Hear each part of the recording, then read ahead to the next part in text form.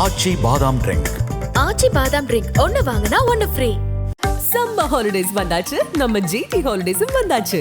GT holidays, south India's #1 travel brand. ஸ்டாண்டல் one pictures Hemanth Narayanan இயக்கத்தில் தமிழ் சினிமாவில் முதல் ஃபவுண்ட் ஃபுட்டேஜ் பேய்படம் மர்மர் வருகிற மார்ச் 7 முதல். நடிகர் திலகம் சிவாஜி அவர்களோட வீடியோ ஜப்தி அப்படின்ற மாதிரி என்ன விஷயம் சார் நடந்தது ஜப்தி ஆகிற அளவுக்கு? ஆக்சுவலாக தாத்தா சேர்த்து வச்ச பெருமை எல்லாம் வந்து பேரனுக்கு போய் சேரும்னு சொல்லுவாங்க. ஆனால் பேரன் வந்து தாத்தாவுடைய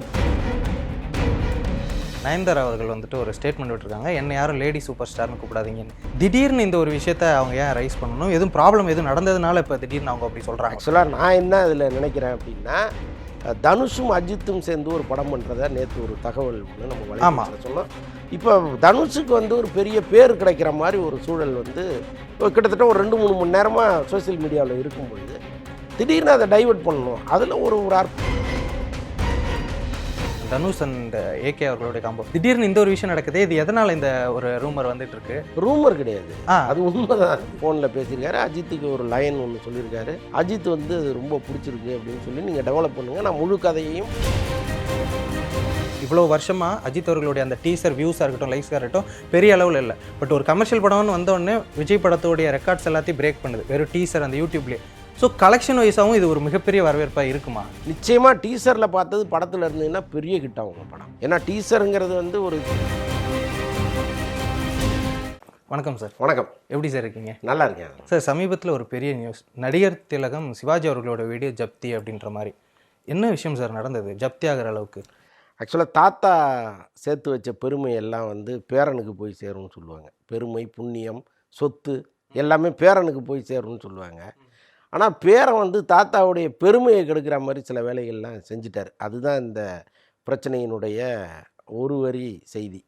ஆக்சுவலாக என்னென்னா, ஜெகஜால கில்லாடின்னு ஒரு படம் விஷ்ணு விஷாலை வச்சு அவருடைய பேரன் சிவாஜியினுடைய பேரன் துஷ்யந்த் வந்து தயாரிக்கிறதுக்காக பிளான் பண்ணார். அந்த படம் வந்து ஒரு பாதி வரைக்கும் போயிடுச்சு. இப்போ என்னென்னா, ஒரு 3.25 கோடி ரூபா கடன் பாக்கி. அவர் எவ்வளோ வாங்கினாருன்னு தெரில, ஒரு 3.25 கோடி சம்திங் கடன் பாக்கி. இப்போ அதற்காக வந்து அந்த கடனை கேட்டு ஒரு கட்டத்தில் முடியாத பட்சத்தில் அவங்க நீதிமன்றம் போகிறாங்க. ஃபைனான்சியர் வந்து நீதிமன்றத்துக்கு போகிறாரு. நீதிமன்றம் வந்து அப்போ ஒரு ஐடியா ஒன்று சொல்லுது. என்னென்னா, உங்களால் அந்த படத்தை முடிக்க முடியல, எடுக்க முடியல அப்படின்னா அந்த படத்தை அப்படியே வந்து நீங்கள் ஃபைனான்சியர்கிட்ட கொடுத்துருங்க, அவர் பார்த்துப்பார் அப்படின்னு சொல்லும் பொழுது அதையாவது அவர் பேரன் செஞ்சுருக்கலாம். பட் அதை செய்யலை. நிறைய காரணங்கள் சொல்கிறாங்க. அவருக்கு ஏதோ நடுவில் உடல்நிலை சரியில்லாமல் போனதாக ஒரு காரணம் சொல்கிறாங்க. அப்புறம் வந்து லாக்டவுன் பீரியடு, ஸோ அந்த நேரத்தில் ஒன்றும் பண்ண முடியல அப்படின்னு சொல்கிறாங்க. ஸோ இது மாதிரி மாறி நிறைய காரணங்கள் சொன்னாலும் பணம் வந்து குட்டி போட்டுக்கிட்டே இருக்கும். வட்டி மேலே வட்டின்னு குட்டி போட்டுக்கிட்டே இருக்கும். அதுக்கு லாக்டவுன் தெரியாது, உடம்பு சரியில்லாமல் போனது தெரியாது. அது வேலையை தெளிவாக செஞ்சிட்ருக்கோம். ஸோ அப்படி தான் வந்து இந்த ஃபைனான்சியர் தொடர்ந்து வட்டியை அது மேலே ஏற்றி 9 கோடி சம்திங் வந்து அது நிற்கிது. 3 கோடி 9 கோடி பக்கத்தில் வந்து நின்றுடுச்சு. இப்போ என்னென்னா, பொதுவாக அந்த கடன் கொடுத்தவர்கள் என்ன பண்ணுவாங்கன்னா, ஒரு கட்டத்துக்கு மேலே கடனை வசூல் பண்ண முடியலன்னா அவர்களை எந்தெந்த வழியிலெல்லாம் அவமானப்படுத்த முடியுமோ அந்தந்த வழியில் அவமானப்படுத்துவாங்க. ஆக்சுவலாக இந்த வீடு வந்து பேரனுக்கு சொந்தமான வீடா, இந்த வீடு யார் பேரில் இருக்குது அப்படிங்கிறதெல்லாம் கூட அவங்க அதை பெருசாக பார்க்க மாட்டாங்க. இப்போ இன்றைக்கி செய்தி என்னவாக இருக்குன்னா, சிவாஜியின் வீடு ஜப்தி, இதுதான் எல்லா இடத்துலையும் தலைப்புச் செய்தியாக மாறுது. இப்போ இதுதான் அவங்க குடும்பத்துக்கு ஒரு பெரிய அசிங்கத்தை ஏற்படுத்தும். இப்போ பிரபுவுக்கோ அல்லது அவங்க அண்ணா ராம்குமாருக்கோ எவ்வளவு நாட்டிலேருந்து ஃபோன் வந்திருக்கும்னு நினைக்கிறீங்க நீங்கள்? சிவாஜியினுடைய ரசிகர்கள் உலகம் முழுக்க இருப்பாங்க. எல்லாருமே என்னாச்சுன்னு ஃபோன் பண்ணியிருப்பாங்க. சொந்த பந்தங்கள், உறவுகள் எல்லாருமே சேர்ந்து ஒரு கேள்வி கேட்குறாங்கல்ல, இதை தான் ஃபைனான்சியர்ஸ் விரும்புவாங்க. அப்போ என்ன நடக்கும்னா, எப்படியாவது உயிரை கொடுத்தாவது இந்த காசை கொடுத்து தொலைச்சிருவோம், இல்லைனா அது மேலும் அவமானத்தில் கொண்டு போய் விட்டுருவோம்னு அவங்க போராடுவாங்க. இதைத்தான் அவங்க விரும்புவாங்க. ஒரு உதாரணத்துக்கு சொல்லணும்னா, கஸ்தூர் ராஜா வந்து கடன் வாங்கினார். தனுஷோட அப்பா கடன் வாங்கி படம் எடுத்தார். அவருக்கும் ரஜினிக்கும் எந்த சம்மந்தமும் கிடையாது, அந்த படத்துக்கும் ரஜினிக்கும் எந்த சம்மந்தமும் கிடையாது. தனுஷ் வந்து ரஜினி மகளை கல்யாணம் பண்ணிட்டார். இப்போ கடன் தர வேண்டியவர் யாருன்னா கஸ்தூர் ராஜா. இவங்க என்ன பண்ணாங்க, கோர்ட்டில் வந்து வழக்கு போடும்போது ரஜினியை வந்து ஒரு பங்குதாரராக சேர்க்குறாங்க. அதில் சேர்த்து ரஜினி வந்து கோர்ட்டில் பதில் சொல்கிற மாதிரி ஒரு சூழலை கிரியேட் பண்ணுறாங்க. அப்போ என்ன அவங்க நினப்பு அப்படின்னா, ரஜினி என்ன நினைப்பார், ஐயோ யாரோ ஒருத்தர் வாங்கின கடனுக்கு நம்மளை வந்து அசிங்கப்படுத்துகிறாங்களே, பத்திரிகைகளில் செய்தி வருது, டிவியில் வருது, அப்போ இந்த கடனை நம்ம கொடுத்து தொலைச்சிருவோம், அவருக்காக நம்ம சம்மந்தி தானே அப்படின்னு நினச்சி அந்த பணம் வந்துடாதான்னு ஒரு வேலை செய்கிறாங்க. ஸோ இதுதான் வந்து நடக்கும். அப்படி தான் இதுலேயும் நடந்திருக்கு. ஆக்சுவலாக வந்து இவங்க என்ன பண்ணியிருக்கணும்னா, அந்த துஷ்யந்த் ஏன் இன்னொரு நடிகரை வைத்து படம் எடுக்கணும்? இப்போ அவங்க வீட்டிலேயே விக்ரம் பிரபுன்னு ஒருத்தர் இருக்கார், அவரே ஒரு ஹீரோவாக நடிச்சிருக்காரு மச்சிங்கிற படத்தில். அப்போ நாமளே டெவலப் பண்ணிக்கிறதுக்கு கடன் வாங்குவோம். ஒருவேளை மிஸ்ஃபயர் ஆனால் கூட இது நமக்காக செஞ்சதுன்னு போயிடலாம். யாரோ ஒரு நடிகரை வச்சு அந்த படம் வெற்றி அடையுது தோல்வி அடையுதுங்கிறதெல்லாம் அப்புறம். ஏன் இப்படி ஒரு ரிஸ்க் எடுக்கணுங்கிறது நமக்கு தெரியல. ஏதோ செஞ்சுட்டார். பட் இன்றைக்கி இவ்வளோ பெரிய நெருக்கடியான சூழலில் உயர்நீதிமன்றம் வந்து ஒரு கருத்து சொல்லியிருக்கு. இந்த ஜப்தியை நிறுத்தி வைக்கிறதுக்கு நீங்கள் வேணால் மனு தரலாம் அப்படின்னு சொல்லியிருக்கு. இன்றைக்கி சிவாஜியினுடைய மூத்த மகன் ராம்குமார் வந்து இந்த ஜப்தியை நிறுத்தி வைக்கணும்னு சொல்லி ஒரு மனு போட்டிருக்காரு. அது இல்லாமல் சொத்தே வந்து பிரபுவுடையதுன்னு சொல்லியிருக்காரு. இந்த சொத்தில் எங்களுக்கு எந்த உரிமையும் கிடையாது. அதில் உண்மை இருக்கலாம். என்ன காரணம் அப்படின்னா, சிவாஜியினுடைய திரண்ட சொத்துக்கள், இப்போ மவுண்ட் ரோட்டில் இருக்கிற சாந்தி தியேட்ரு, அப்புறம் தஞ்சாவூரில் இருக்கிற தியேட்ரு, சூரக்கோட்டையில் இருக்கிற சொத்துக்கள், அப்புறம் இந்த சிவாஜி கார்டன்லாம் இருந்துச்சு. இது எல்லாமே சேர்ந்தால் கூட உங்களுக்கு சொத்துக்களை பிரிக்கும் பொழுது அது மகன் அப்படின்னு சொல்லி தனித்தனியாக பிரிச்சிருப்பாங்க. அதில் பிரபுவுக்கு அந்த வீடு வந்திருக்கலாம். இப்போ சம்பந்தம் இல்லாத ஒரு வீட்டை வந்து இதில் சேர்க்கும் பொழுது தான் இந்த வழக்குக்கே ஒரு அட்ராக்ஷன் கிடைக்குது. இப்போ இவ்வளோ பேர் பேசும்பொழுது ஆட்டோமேட்டிக்காக அந்த 9 கோடி தானே, 100-200 கோடி சொத்து, அது 9 கோடி கடனுக்காக அது வந்து ஒன்றும் இல்லாமல் போகுமா? நான் என்ன சொல்கிறேன்னா, இன்றைக்கி தமிழ்நாட்டின் முதலமைச்சர் வந்து சிவாஜியுடைய பெரிய ரசிகராக இருப்பார். அவர் சிவாஜியும் கலைஞரும் அவ்வளோ பெரிய நண்பர்களாக இருந்திருக்காங்க. 2 பேரும் ஒரே மேடையிலேருந்து பேசுனதெல்லாம் நான் வந்து பார்த்துருக்கேன். கலைஞரை வந்து இவர் மூணா காணாம்பார் மேடையில், அவ்வளவு மூணா காணாம்பார் அவர் வந்து சிவாஜி மாதிரி. ஸோ அந்த அளவுக்கு வந்து அவங்க ரொம்ப நெருக்கமான நண்பர்கள். இன்றைக்கி அவங்க குடும்பத்துக்கு இப்படி ஒரு இழுக்கு வரும்பொழுது முதலமைச்சரே அதை பார்த்துட்டு சும்மா இருக்க மாட்டார். அப்போ இவங்க அவர்கிட்ட அவர் உதவியை கேட்டிருந்தா இந்நேரம் அந்த பிரச்சனையை சால்வ் பண்ணியிருக்கலாம். பட் எது எப்படி இருந்தாலும் அந்த வீடை வந்து ஜப்தி பண்ணுறதுக்கு வாய்ப்பே கிடையாது. ஜஸ்ட் அந்த எப்படியாவது பணம் வந்துடணும் அப்படிங்கிறதுக்காக இதை பண்ணியிருக்காங்க. சும்மா ஒரு த்ரெட்டன் பண்ணுறது, வேறு எதையாவது கோத்து கொண்டு வர்றது. ஸோ இதெல்லாம் நடக்கும். இப்போ சிவாஜி அவர்களோட அந்த ஃபேமிலிக்குள்ளேயே ஒரு ஒற்றுமை இல்லை. ஆனால் கொஞ்சம் வருஷங்களுக்கு முன்னாடி மகள்களுக்கு அந்த சொத்து பங்கு இல்லை அப்படின்ற ஒரு இஷ்யூ வந்துச்சு.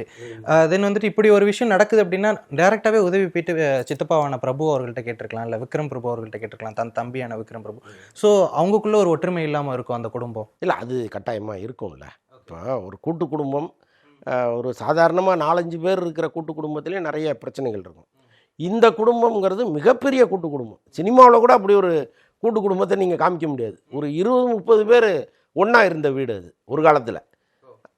அப்போ ஆட்டோமேட்டிக்காக வந்து கருத்து வேற்றுமைகள்லாம் வரும். ஸோ இதெல்லாம் நடக்கும்னு தெரிஞ்சு தான் சொத்தை வந்து அப்பயே பிரிச்சுட்டாங்க.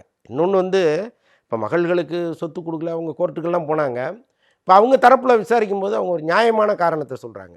இப்போ மகளுக்கு திருமணம் செய்யும் பொழுது எவ்வளவு பவுன் போட்டோம், எவ்வளவு வந்து அந்த திருமணத்தை கிராண்டாக நடத்தி வச்சோம், அப்போ வந்து எவ்வளோ வரதட்சணையாக கொடுத்தோம். ஸோ இதெல்லாம் கணக்கு பண்ணிங்கன்னா சொத்தை பிரித்து கொடுத்தா கூட அவ்வளோ கொடுத்துருக்க முடியாது, அதை விட அதிகமாக பண்ணிட்டோம் அப்படிங்கிற மாதிரி அவங்க சொல்கிறாங்க. பட் அது உங்கள் குடும்ப விவகாரம். பட் என்ன இருந்தாலும் இவ்வளோ பெரிய கூட்டு குடும்பத்தில் மனஸ்தாபங்கிறது கட்டாயமாக இருக்கும். சார், இப்போது இதை தாண்டி இப்போது இன்னொரு விஷயம், நயன்தாரா அவர்கள் வந்துட்டு ஒரு ஸ்டேட்மெண்ட் விட்டுருக்காங்க, என்னை யாரும் லேடி சூப்பர் ஸ்டார்னு கூப்பிடாதீங்கன்னு.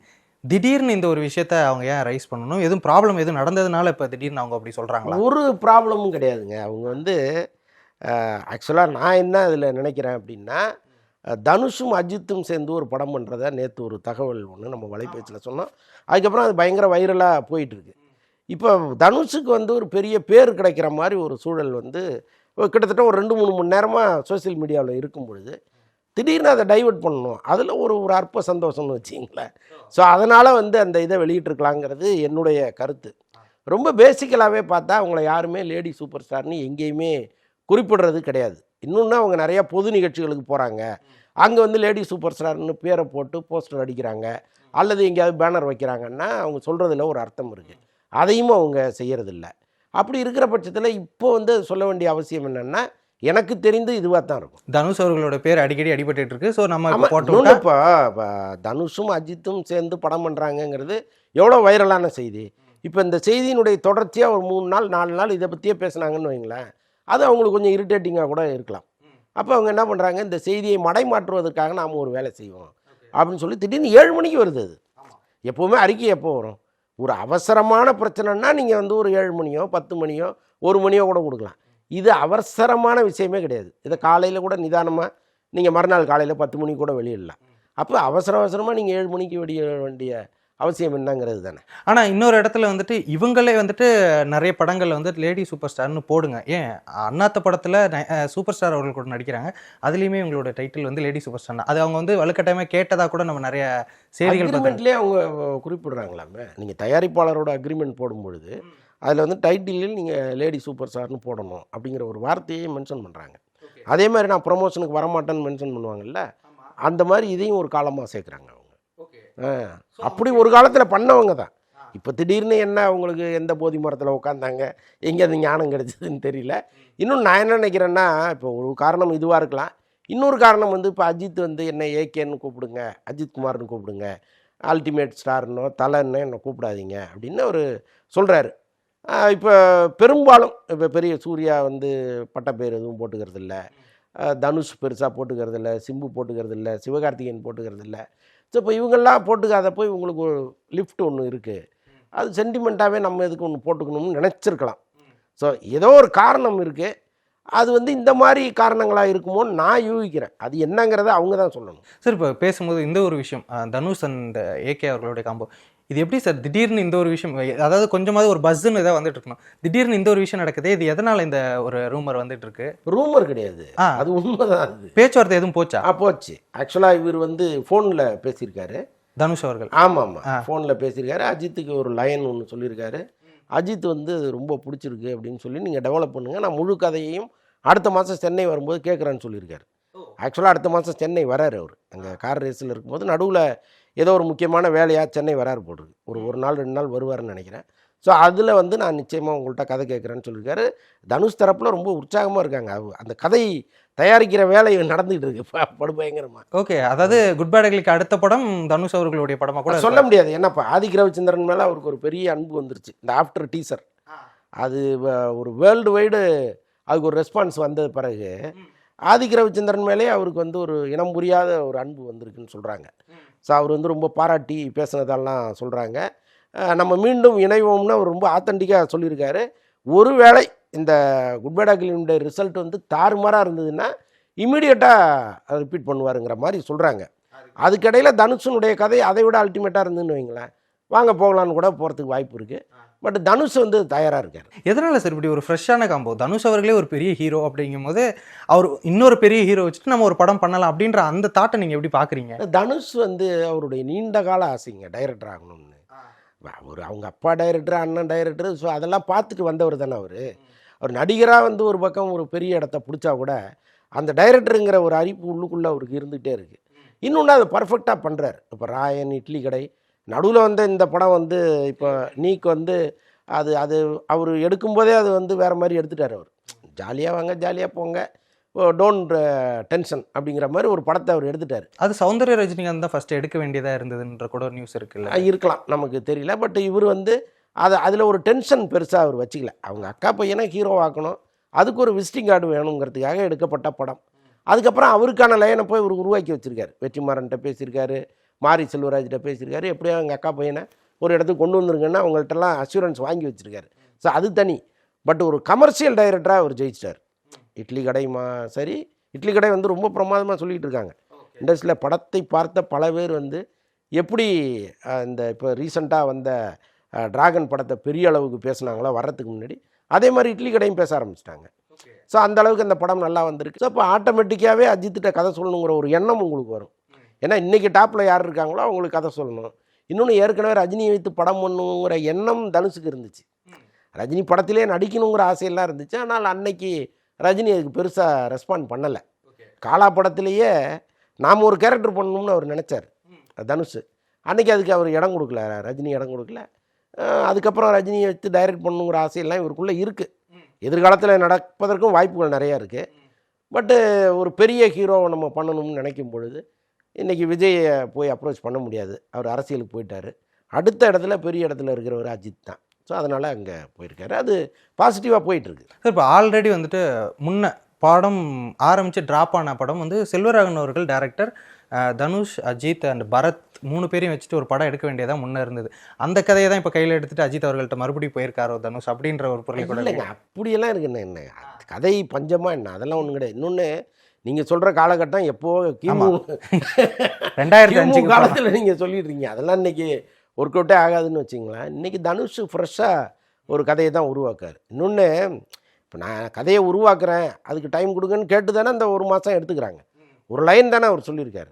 நல்லா இருக்குது நீங்கள் டெவலப் பண்ணுங்கன்னு சொல்லும்போதே அது புது கதைன்னு தானே அர்த்தம். சார் இப்போ இன்னொரு விஷயம், கடந்த ஒரு 10-15 நாளாகவே Idli Kadai and good bad ugly Ajith ரசிகர்களும் தனுஷ் ரசிகர்களும் சண்டை போட்டுட்டு இருந்தாங்க. இப்போ இந்த நியூஸ் வந்ததுக்கப்புறம் மறுபடியும் எல்லா ஃப்ரெண்ட்ஸ் மாதிரி எல்லாரும் ஒன்றா சேர்ந்துட்டு கொண்டாடிட்டு இருக்காங்க, நடந்தால் நல்லாயிருக்கும் அப்படின்ற மாதிரி. இப்போ அந்த விஷயம் எப்படி சார், அந்த போஸ்ட்போன் ஆகுமா இட்லி கடை போட்டி? கட்டாயமாக ஆகுது.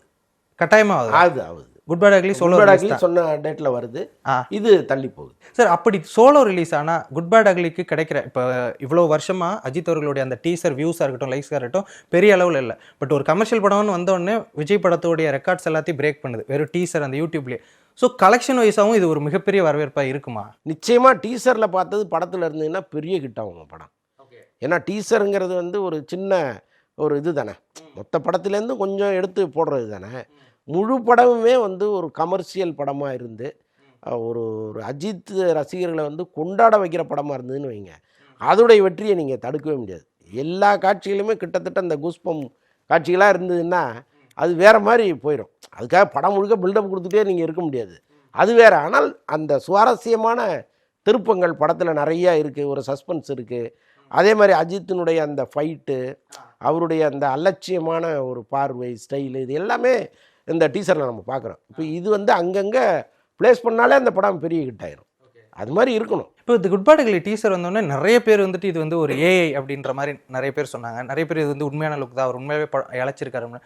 உங்களுக்கு ஏதாவது இன்சைட் சோர்ஸ்லேருந்து வந்ததா சார், அது ஏஐயா இல்லை உண்மையாகவே அவரோட லுக்கா? ஏஐ டெக்னாலஜி கொஞ்சம் பயன்படுத்தியிருக்காங்க, பட் அதுக்காக வந்து ஒரே அடியாக ஏஐயில் உருவாக்கப்பட்டதெல்லாம் கிடையாது. படத்தில் இருக்கிற காட்சிகள் தான் எப்போவுமே வந்து இந்த டிஐ பண்ணுற மாதிரி தான், கொஞ்சம் அதில் கொஞ்சம் கூடுதல் கவனம் செலுத்துறது. இப்போ ரஜினியெல்லாம் பார்த்தீங்கன்னா உங்களுக்கு தெரியும், நல்ல சில இடங்களில் சுருக்கம் இருக்கும், அதெல்லாம் வந்து படத்தில் வந்து ஃப்ரெஷ்ஷாக வேறு மாதிரி பண்ணுவாங்க. இப்போ டிஐயில் பண்ணுறது, அதில் விஎஃப்எக்ஸ் ஒர்க் பண்ணுறது, ஸோ இதெல்லாம் பண்ணி தான் வந்து அவரை பளிச்சுன்னு ஒரு 25 வயசு பையனாக காமிக்கிறது. அந்த மாதிரி இதில் கொஞ்சம் பண்ணியிருக்காங்களே தவிர முழுக்க முழுக்க ஏஐயில் உருவாக்கப்பட்டதெல்லாம் கிடையாது. சார் இப்போ டிராகன் ஒரு மிகப்பெரிய வெற்றி, 100 கோடி வசூலிச்சு அப்படின்ற மாதிரி செய்திகள்லாம் வருது. எந்த அளவுக்கு சார் உண்மை? 100 கோடி உண்மையாகவே வசூல்? ஆமாம், ஒரு உண்மையான வசூல் தான். இப்போ அந்த அதாவது சில படங்களுக்கு தான் உண்மையான வெற்றி விழா அங்கே நடக்கும். இது நேற்றெல்லாம் ரொம்ப கேக் வெட்டி பிரமாதமாக கொண்டாடிருக்காங்க, அந்த யூனிட் எல்லாம் ஒன்றா கேதர் ஆகியிருக்காங்க. ஸோ அதனால் உண்மையான வெற்றி தான் சார். இப்போ அது வெற்றி விழாவாக இருக்கட்டும், ப்ரெஸ் மீட்டாக இருக்கட்டும், இன்டர்வியூஸாக இருக்கட்டும், இப்போ அந்த படத்தில் வந்து முக்கியமான ஒரு நடிகையை அனுபமா பரமேஸ்வரன் நடிச்சிருந்தாங்க. பட் அவங்க எங்கேயுமே வரவே இல்லை. எதனால சார், என்ன காரணம்? இல்லை, அவங்களுக்கு வந்து ஏதோ ஒரு ஃபால்ஸ் ஸ்கோப் கொடுத்துட்டாங்க அப்படிங்கிற மாதிரி சொல்கிறாங்க. ஆக்சுவலாக அந்த கயாட் லோகர் போர்ஷனை வந்து அவங்கள்ட்ட சொல்லாமல் இன்னொரு ஹீரோயின் இருக்காங்கம்மா, அவங்களுக்கு ஒன்றும் பெருசாக இம்பார்ட்டன்ஸ் கிடையாதுங்கிற மாதிரி தான் சொல்லி உங்களை உள்ளே கொண்டு வந்துருவாங்க. அது வந்து எப்போவுமே நடக்கிறது தான். இப்போ ஒரு ஆர்டிஸ்ட்டை போய் கதை சொல்லும்பொழுது அவங்க தான் ரொம்ப முக்கியமான கேரக்டருங்கிற மாதிரி சொல்லுவாங்க. கடைசியாக பார்த்தீங்கன்னா அவங்களோட முக்கியமாக படத்தில் வேறு ஒரு கேரக்டர் இருக்கும்.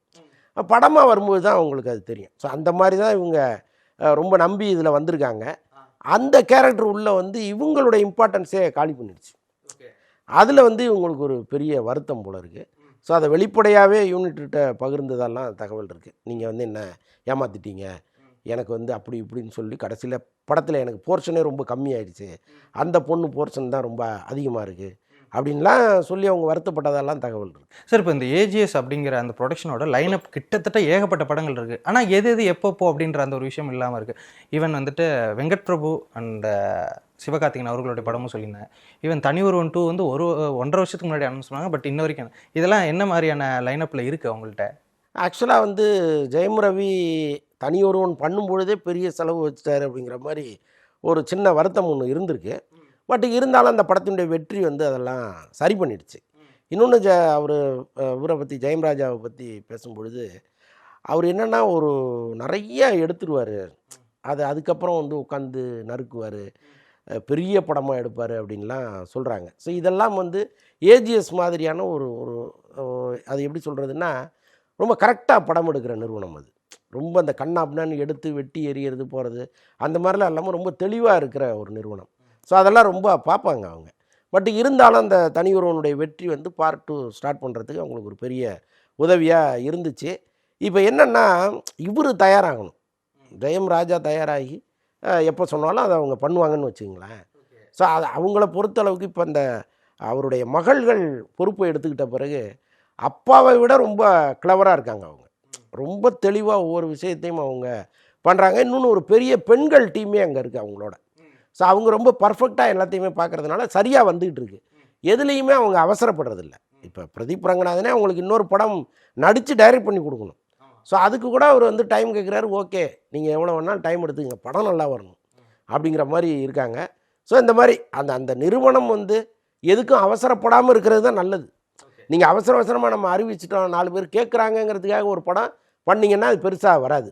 ஸோ அதுதான் அதில் உள்ள விஷயம். ஆனால் இந்த நேரத்தில் ஒரு தகவலை நம்ம சொல்லணும். ஏன்னா ஒரு நல்ல நிறுவனம், ஒரு இங்கே இருக்கிற இண்டஸ்ட்ரியில் வந்து அந்த நிறுவனத்தின் மீது மிகப்பெரிய மரியாதை வச்சுருக்காங்க. ஸோ இந்த நேரத்தில் சொல்லலாம், மகாராஜா படம் வந்து மிகப்பெரிய வெற்றி அடைஞ்சது. அதோடைய வெற்றி விழாலாம் கொண்டாடினாங்க. அதுக்கப்புறம் படக்குழுவினர் மட்டும் அசம்பிள் ஆகி ஒரு விழா, ஒரு பெரிய விருந்து வச்சு கொண்டாடினாங்க.